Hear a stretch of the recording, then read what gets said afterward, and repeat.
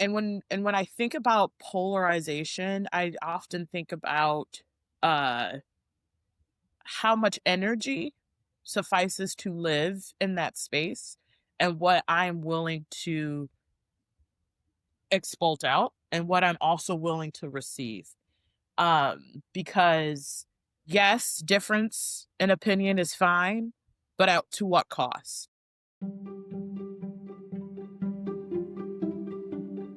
Hey y'all, welcome back to the Growth Blueprint. I'm your host, Tabitha May-Tolub, here with my amazing co-host, Christopher Rappold. Hey Chris, how are you?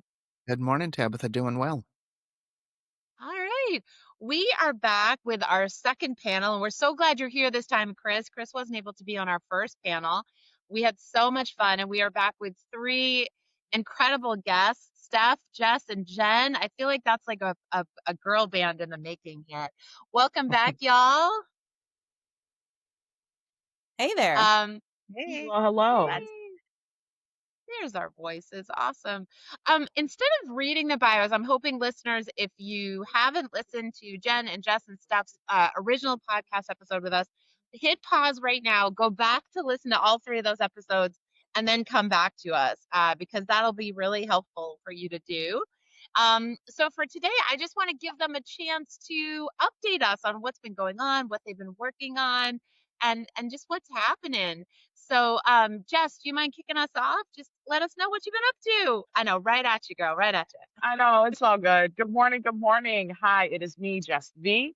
You can call me Jess. You can't call me Jessie, so your only choices are Jess, Jay, and Jessica. I tell people that all the time. So yeah, Jess it is. I am in Chicago, Chicago, Illinois, doing big things. Well, I guess big things. I Big think things, the big things. last, I think the last time I was on the pod, I think I had just started my business. I think I just started launch. Not, I don't want to say launching because I've been doing it, but this year was the an LLC. We'll have- I've been so I think I had just like got LLC in like and we've we've been busy.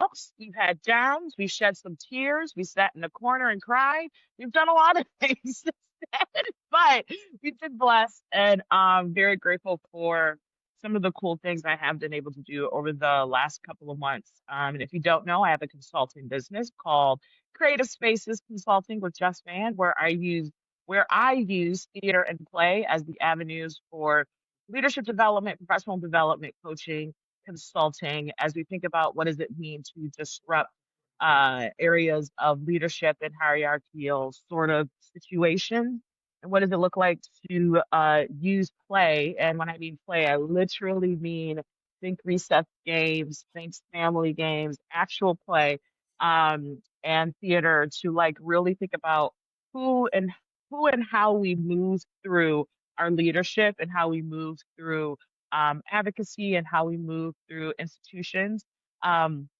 among what's that look like with accountability and what that looks like when we think about collective care and collective responsibility, and collective move forward within institutional spaces and as well as oneself in the world. So that's in a like big picture elevator, put me in a box sort of thing. But yeah, I've been able to work with some really cool organizations over the last couple of months, build out some really cool things. I'll actually be heading to Michigan, my home state, next month for some conferences. Been doing some like 4-part leadership series for some folks. Been like seeing the kiddos, hanging out with the other people's kids, other people's institutions, and other people's organizations. Love it. And getting ready to, volunteering and really showing up even when things feel hard. I am a giver and an empathetic person at heart. So in all that, really, not to be cliche because self-care can be very cliche, but if I'm thinking about it as Audre Lorde intended it to be, I am resting, sleeping, and reinvigorating, and as the kids say, rebranding. Not really, but but in the intentions of what self-care is, I'm really resting so that I can really show up in this world. So blessings and RP to Audre Lorde. Love it. Thanks, Jess. Thanks, Jess. Jen, what about you? What have you been up to? Oh goodness. So much. I've had kind of this intersection of like business to business and business to consumer kind of overlap.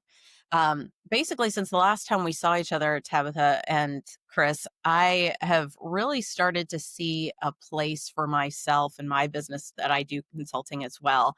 Similar to Jess, I have a background in theater and I originally went to college for that. I have done some voiceover work and I'm happy to do any kind of like hosting and those kind of, embodied kind of things that are needed.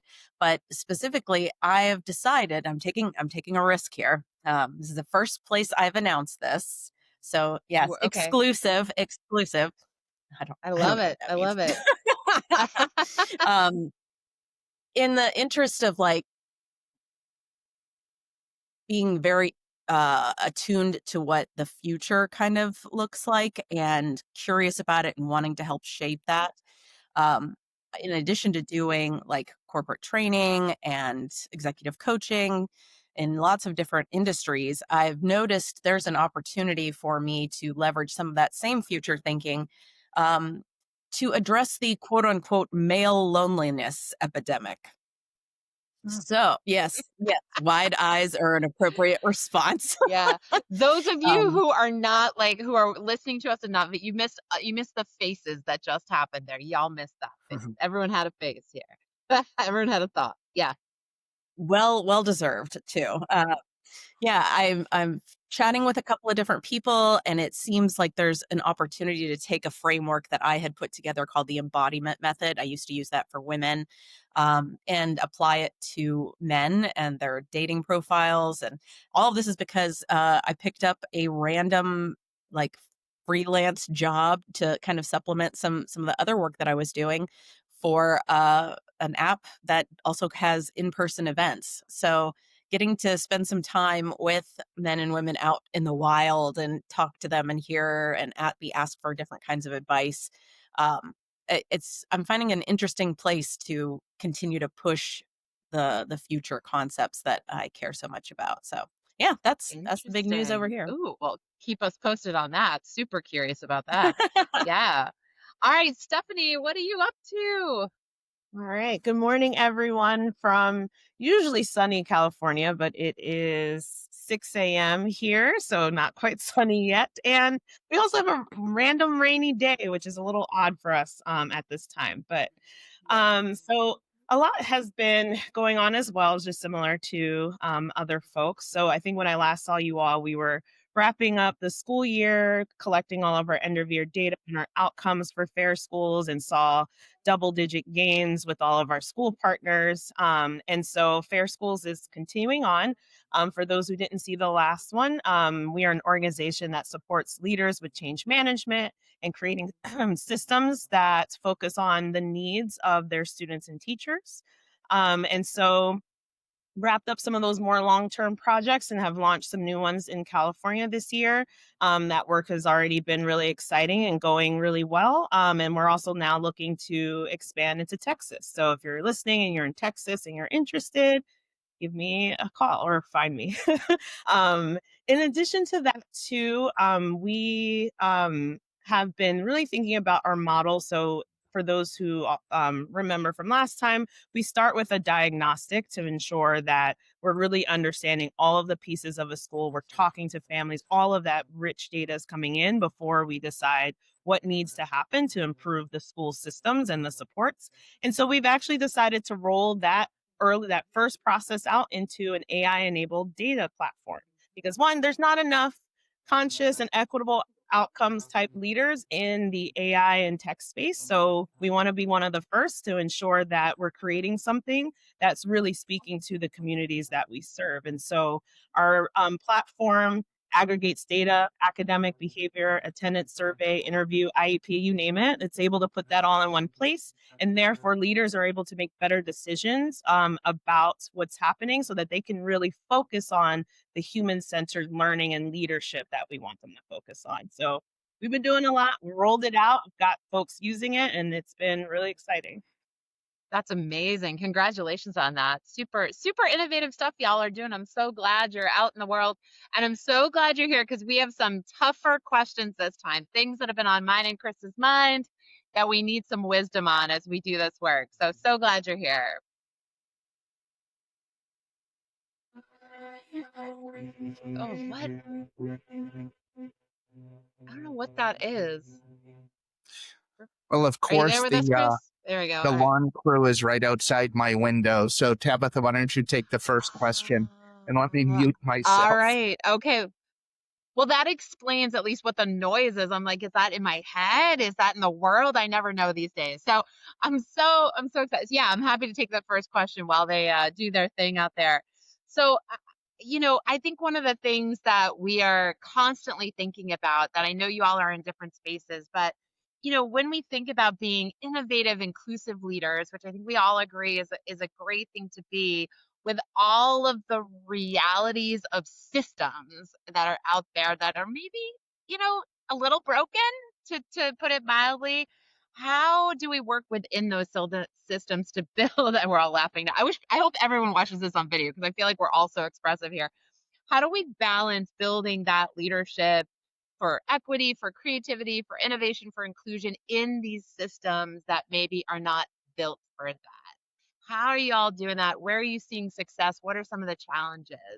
Stephanie, you want to kick us off with this one? Sure, I love talking about systems. Oh, good. Please help us. The systems are killing me these days.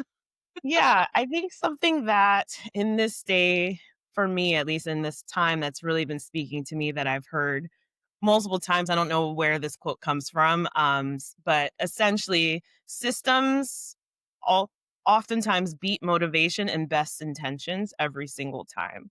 And so, if we know that about our systems, it's important that collectively we're doing important work together, but we're still chipping away at the parts of the system that aren't working for us. Because if we're doing things that are devoid of that, it makes it really hard for that work to stick when people get tired, when people need, to step away. And that's why sometimes you'll see in leadership churn or in systems as they churn, the parts of it that we didn't want it to continue because those are usually more systemic and usually been a lot around longer. And then the changes we made don't tend to stick because they weren't systematized or like added into that system to continue to improve it.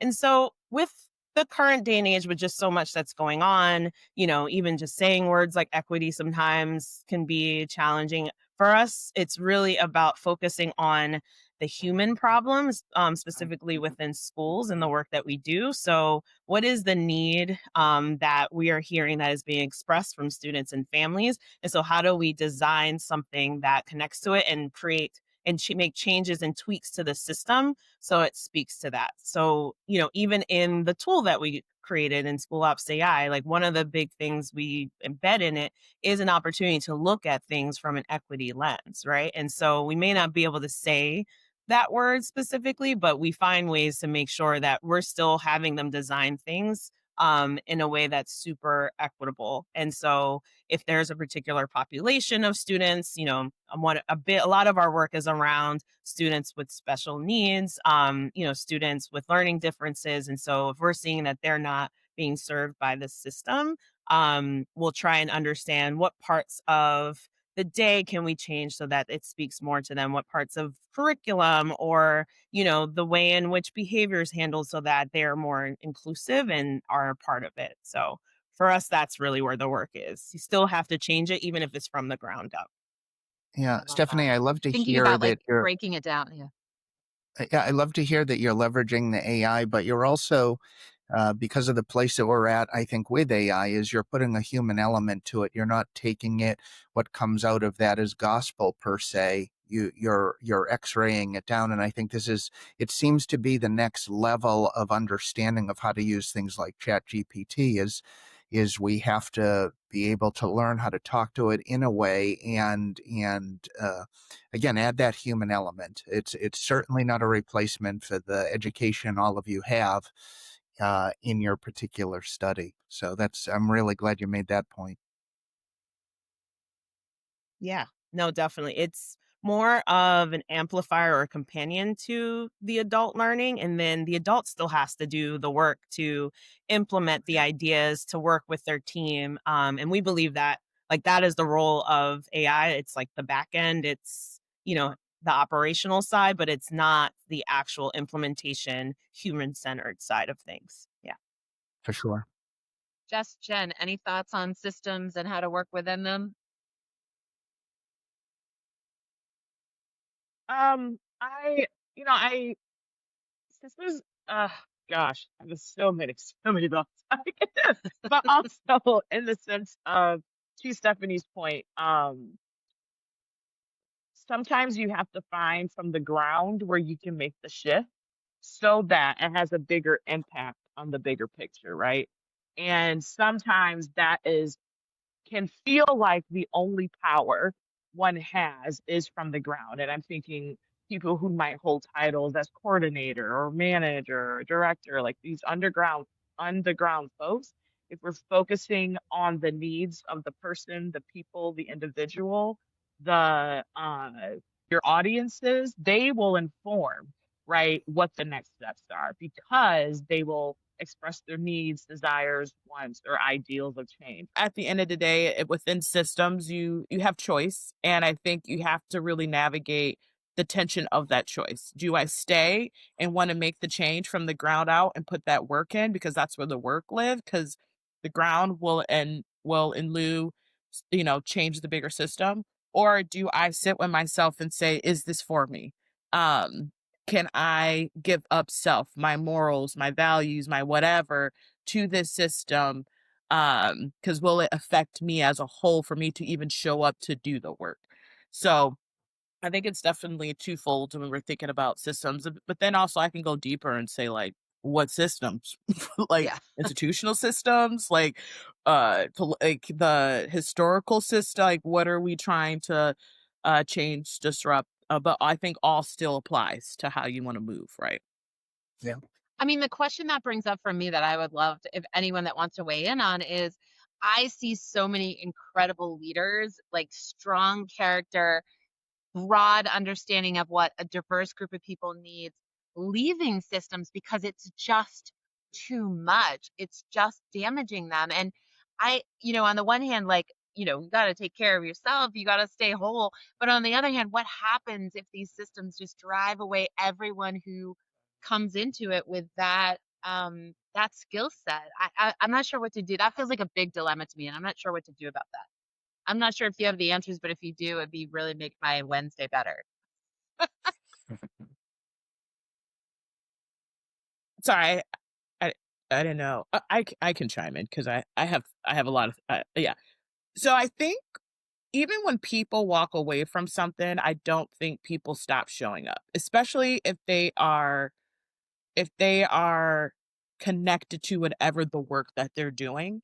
They might find a different route that connects with them, that aligns with them even more. I think we've gotten too much of connecting.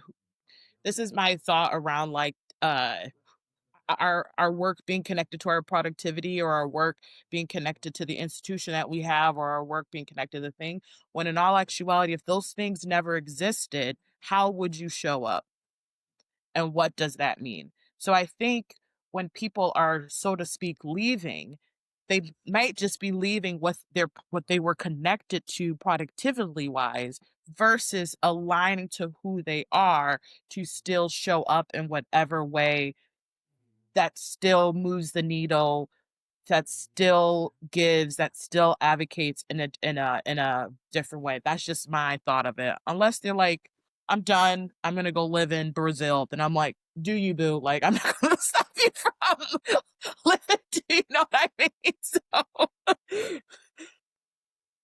So Stephanie, you raised your hand, and then we'll go to Jen. Yeah, I'll make it quick. It just makes me think of Adrienne Marie's Brown's work on fractals and like that concept, because if you're relying on one person to drive the work and the change, it's going to fail. Like it has to be something that is collective.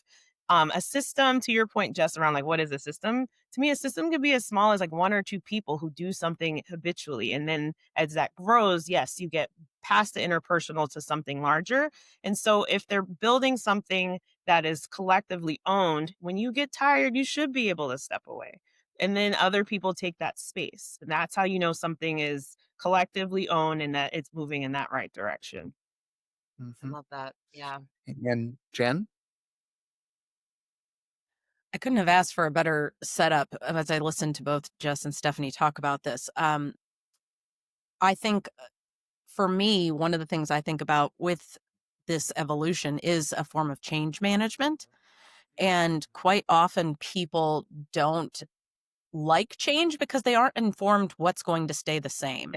So they have nothing to like hold on to or stand on firmly as something to be confident about. And the brain, as we know, likes to just fill in things, and usually they're negative to keep the human it's responsible for safe.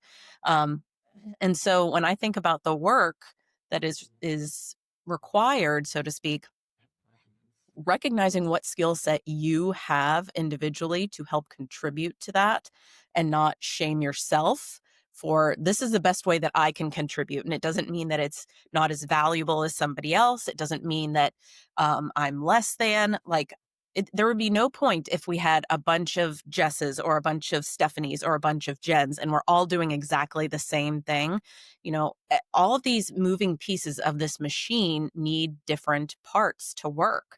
So showing up in the best way that you can and trusting that there's going to be of service in doing so is really important, I think. Wow, that's great. Thank y'all for that. Maybe it brings up the next question. There's certain traits that we want to have in our container that are very productive and useful, but I think a strength taken to an extreme can also, potentially become toxic. Is there any particular strength or any experience that kind of stands out in your mind as you think about some of those strong aspects that ended up maybe causing some corruption?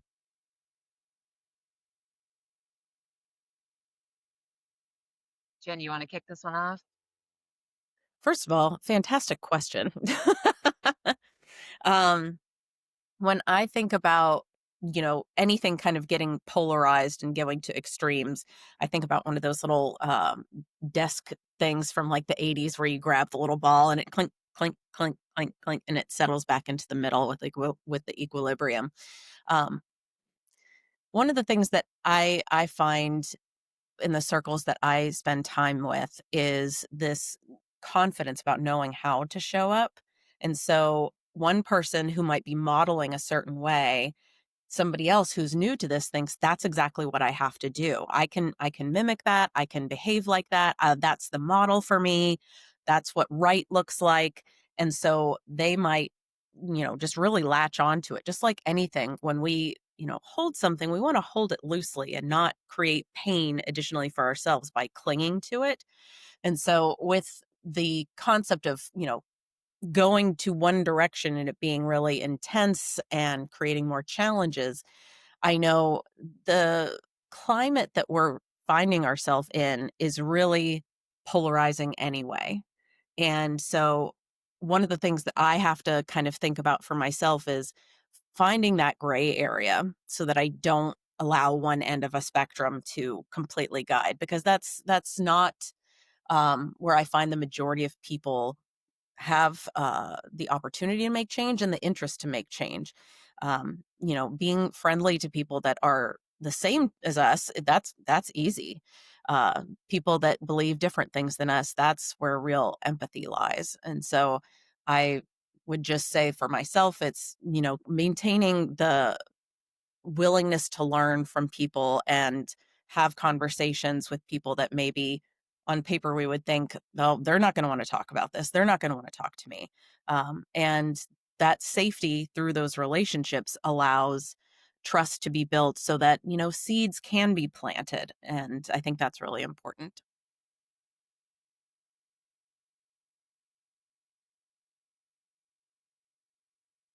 Stephanie, Um, Jess, any thoughts on that? Yeah, go ahead. Yeah, I agree. I think it's finding that gray area in that middle there. And I think the one that comes to mind for me, which it's funny because as I was thinking about this, I was like, it's a core tenet for me, but it's also one that can go too far. And I think it's this idea around service, which like I deeply believe in. And I believe that in any leadership capacity role, structure, like leaders need to serve the people that they are working for. And, for myself, when I was a principal, I took that too far sometimes where I forgot about myself or wasn't attending to my family in the way that could have shown up during that time.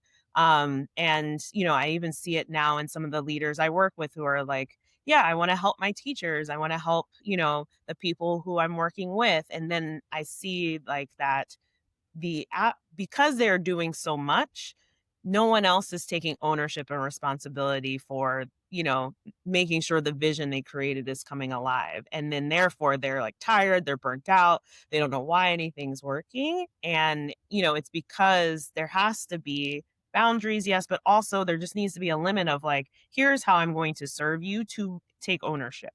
And that's a very different frame than just serving and helping and doing all the things. It's like serving to build capacity. And so once I kind of learned that shift in the way I think about service, I think I was able to be a little less on the toxic side of it. But it was definitely a hard lesson I learned early on in my leadership journey. Yeah. Love That's a that real idea that important one. Thank you. Thank you for sharing that. It's so easy to lose yourself in something that's so noble as service. But you're right. When I heard you say burnout, it definitely resonated, and I can see where that could happen. That's a super important point. Jess, any other thing to add to that before we go to our next question? Yeah, I've been processing and like thinking about what Jen said, what Stephanie said, and then like where I can add or enhance. And one thing that just comes to mind is the two words, honestly, Stephanie said boundaries and capacity. Hmm. And also uh what is the line of that gray area that Jen talked about? And when I think about polarization, I often think about uh how much energy suffices to live in that space and what I'm willing to expult out and what I'm also willing to receive. Because yes, difference in opinion is fine, but to what cost? And to at whom could Hmm. potentially be harmed or what this, right? And then but in that same breath, right, honoring whatever boundary of one and boundaries is a very cool word right now, and I know therapy talk and all this stuff, but from the essence of it, it's, what am I willing to say yes or no to so that I can pass the baton or I can really focus on capacity of it all. Um, and I think that for me is important to often think about when I'm thinking about behaviors that turn toxic that can be overdone. Like the first word honestly came to mind was empathy because like I know I can be empathetic. Like I know at the detriment of other people, I have let folks do things a little bit too long when I should have let them go, that. Like I know that and I recognize that. But I also know how do I turn that empathy into action and into accountability to help move a person or a goal forward. That's what I personally have had to learn within my 20 plus career is I recognize I'm an empathetic person and I know other empathetic people. It is a beautiful trait. It also can get us into some sticky situations, but how do we use that in a more powerful, empowerful way so that we can navigate the gray areas, so that we can build our boundaries in space, so that we can build the capacity of self. Because I am about care and restoration and dot, dot, dot. But also, ma'am, sir, person on the other side, this need to get done. You know what I mean? So it's like really finding that gray area Jen talks about, but in a way that has to within ourselves move through, along with the gray area of difference of opinion and how do we move things together. And I'm always going to ask to at what cost, and am a person, place, or group is being harmed in the process of that? Because I can't Yeah, be indifferent of you if so and so down the street can't get food or can't get access to this thing, then it's no longer a difference. right. That's my personal It's boundary, can't interesting speak for anybody else, right? when somebody makes a good point, you see all five of our heads nod. It's quite funny. I love Jen, this you had idea of activating empathy. That like that just that idea, we sometimes think of empathy as wonderful but passive. And I love this idea of like how can we take that really good thing and like get it into action and move the needle. I love that for idea. sure. Jen, you had your Yeah, hand up. Jen. The empathy concept, yeah, it spoke to me as well. I made some notes as I was listening, and it reminds me of a lot of trainings that I have to do repeatedly for people in different companies and organizations on emotional intelligence and communication. And communication is near and dear to my heart. That's what I studied in undergrad. And people think that if they know a language, they know how to communicate. And that's two Mhm. different things entirely. Communication is about the art of being able to truly understand someone else and them to truly understand you. And we're never taught that. That's not a class that is in, grade school or in college or anything. And the evolution of everything being very technical and trying to get productivity and efficiency out of everything, it tells me that there's more and more opportunities and more desire is going to be coming around for in-person things, to have real connection with humans. And we need to know how to best work with other people and have that emotional intelligence and understand, like, what does it mean to be self-aware? I can remember there was a book that was being studied at a previous workplace. It's called Radical Candor. And the leadership team started to do their work on it, and they were reading, having discussions, great stuff. And then they would start to just kind of passively talk about it amongst other colleagues that weren't involved in it. And so the assumption is from these other people, radical candor, I can just say something really direct and uncaring, and that's what radical candor means. And so there's such an important component of education of like foundational human skills that we just haven't prioritized for so many different reasons. I love that. That's so valuable. Just the idea of not being just throwing these words around. Like really, we have to really understand what they mean and how they show up and the risks. And like you said, Jess, what's the cost benefit here of when and how to do that? Yeah, but you both put your hand up, so go ahead, jump in, whoever. Stephanie, you can go first because I just spoke. Oh, okay.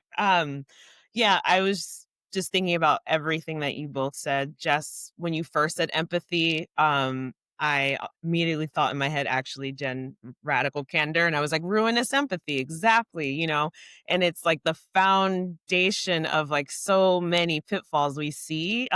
Because yeah, and I was thinking about, just this other piece around sometimes we will let people do things too many times and we know it's wrong. And like another like big thing that I've been saying a lot in spaces is, don't tiptoe, since I'm in the education space specifically, like don't tiptoe around adults to therefore step on children, and really just being mindful of how we are showing up and how we're asking others to own and show up, in service of the kids, right? So yeah. All right, Bumper y'all sticker. know I love bumper Bumper stickers. I sticker. know. I'm like, I gotta name that bumper sticker. Don't let me just say it again. Don't tiptoe around adults to then step on children. That's Wow. beautiful. I think that could be taken to a lot of places when we talk about power and authority, and like that's beautiful. I'm chewing on that. Thank you, Stephanie. Yeah, so that resonates because a lot of my clientele are youth facing organizations because that's where I come from, after school program, education, all that. That's where I live, that's where I thrive. And it's funny because I was actually nervous when I read the question. I was like, if I say empathy, somebody gonna come for me. So don't come for me. But the reality is that's my truth and I'm living in it. But also, uh the workshops I do are based around this very thing. So like I have a whole training called the finding your art in leadership, and one around like finding your art conversations and communication. And one of the things that I find working with adults in this is the fear of letting go so that you are able to engage in spaces that may feel contrived, right? Like, or asking adults to reflect on themselves. Ah, baby, it is a challenge within. It's a very I use a specific framework for it as well. So when Jen was talking after me, I said, yeah, everything it feels radical if you're not used to it, and then asking you to then apply said things to other colleagues or young people. Now you're moving in a space because now you got to put that thing to action. And now you want to talk about the work that we're out here running around saying we doing. So if you're going to get the tools, do the thing, but I can understand the fear and the challenge around it because we're asking you to do something different. We might be asking you to do something radical. We might be asking you to think about it from a different lens. And I think sometimes if you lack empathy, you have to learn how to use it so that it doesn't go to the other side. But if you're already on the other side, you have to learn how to maneuver it in a way that still brings goals and builds care and all the things that we ask, because we are people at the end of the I was going to curse, but we are people at the end of the day. It's Mhm. okay. We I are just have to humans. mark a different button on the episode. Be like, just curse. I just have to flag it. Like we are people. Like I think we forget that, and we come with emotions and difference and thought. And to Jen's point and to everyone's point in here, we have to learn how to work with one another. And that takes time. And I talked about that on my episode. And like it takes time, and people are scared of time. I'll say it over and over and over again. Yeah, Mhm. we hear that a lot. Anytime we ask people to do these difficult, like, human skill building, they're like, we don't have time, we don't have time. And we've said this has come up on the podcast over and over again, like, if you do slow down and make the time to do this, everything else is going to get easier. But people are afraid. I don't even think it's really about time. I Yeah. think it's about fear. But that's a whole nother It's time, podcast. it's fear, it's adding a new skill. If it's something that's new, it's asking you to pull back. Listen, I'm an actor, and I will take a character to the extreme until the director says, hey, let's try it this way. Or, hey, can you use it in this tone? Or, hey, can you try this thing? Or I myself, if I'm working on a monologue, I got to try 5,000 bazillion different ways to make sure that it makes sense to that character. I am Jessica playing that character. So how do we take those same thoughts and say, hey, person, this thing is happening. How do we look at it from this perspective? Have you tried this thing? Did you even ask them how they feel about the X, Y, and Z? So like, how do you bring these things together so that you're having a two-way conversation versus this like uh, hierarchical not microman max management, this idea of what some of us have been brought up to think how things are supposed to be, when in my Mhm. opinion things are things about a collective, about how we move forward. Yes, there's hierarchy, yes there's things, yes I might be this, but how are we still connecting in this space so that we both can practice change and empathy and coalition and collectivity and all that kind of stuff? Buzzwords, buzzwords, buzzwords. Yeah. Stephanie, did you want to jump in? Yeah, I think the other piece that comes to mind for me with all of this, so like +1, Jen, Jess, everything that you all just said, this piece around change and it feeling radical to do something different is it's also a sense of loss. So if something has been working for someone for so long and you're asking them to do something different and there's an uncertainty about the outcome of that, and if it's tied to their identity, or like how they see themselves in that role or as a, in that organization, you also have to give the space and time for them to mourn that before then you can ask them to build that skill. And sometimes because of time or Yes, yes, because of, yes. we know on our end, we got to get there, we kind of skirt past the mourning period, but like because it looks like resistance or it looks like anger. And it's like, no, let them feel their feelings, feel it out, so that it's out there. We can talk about it and then we can move on and they're going to be more willing to do it. And, that's a big like learning I've had recently too is, give the space and time for people to feel what they feel. I rather know what's in your mind than you pretend you're with it and then you're actually doing something else. Oh my gosh. Yeah, all of that. Yeah, for sure.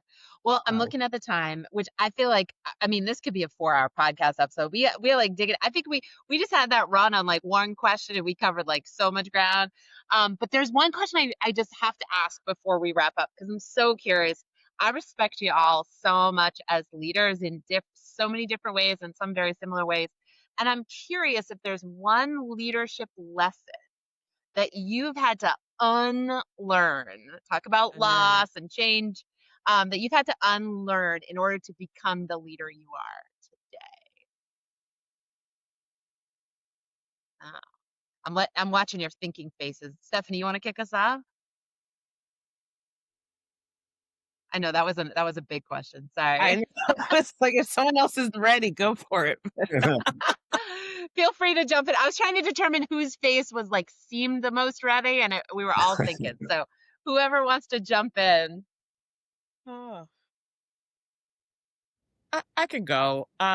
This is one of my community guidelines on my sessions is always like speak in drafts. Ums and ahs are okay. So I'm gonna and ah right now.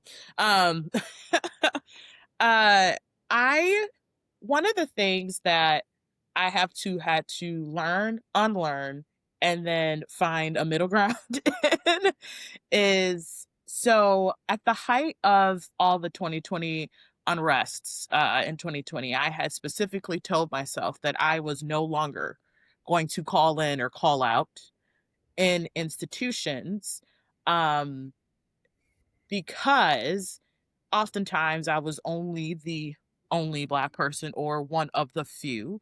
And it was starting to take an emotional toll on me to constantly have to be like, hey, we probably shouldn't, boo boo, hello. Like it was starting to be too much. And I was starting to feel like I was having too much anger and too much being petty. And that's just too much of myself. I was coming up outside myself, as I tell the kids I used to work with, in spaces that I really did not want to be. Or even if I was, I hated the fact that I had to apologize for who I was.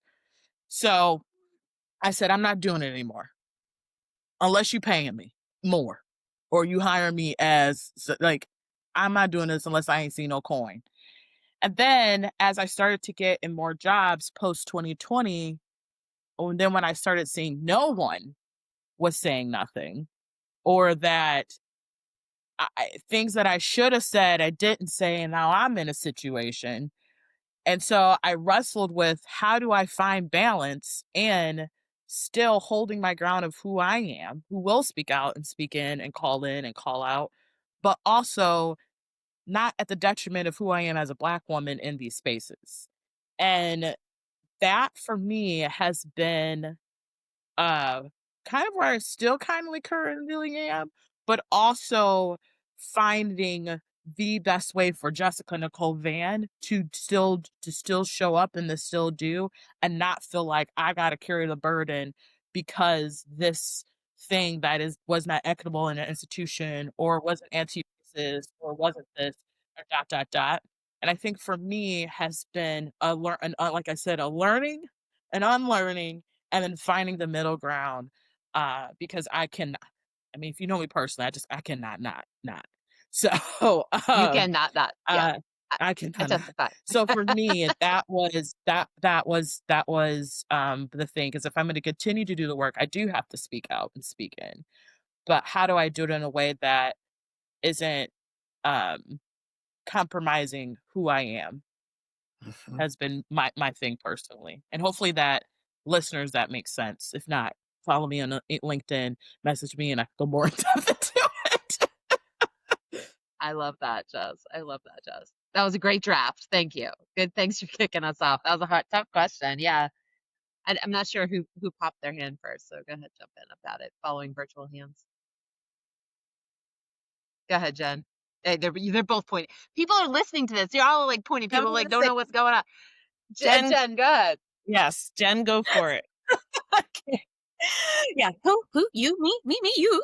Yeah. It's, I think for me, it's kind of a combination of things. Like I can see like a Venn diagram overlap of two big things. And for part of my life, leadership, I thought you had to have control over everything and be involved in everything and know this, that, and the other, and self-sacrifice and all this martyrdom. And it was really about giving up a lot of control and trusting that I'm okay if I can give up control and other people are okay when they're trusted. And it reminds me of a conversation I had with a colleague a couple of years ago.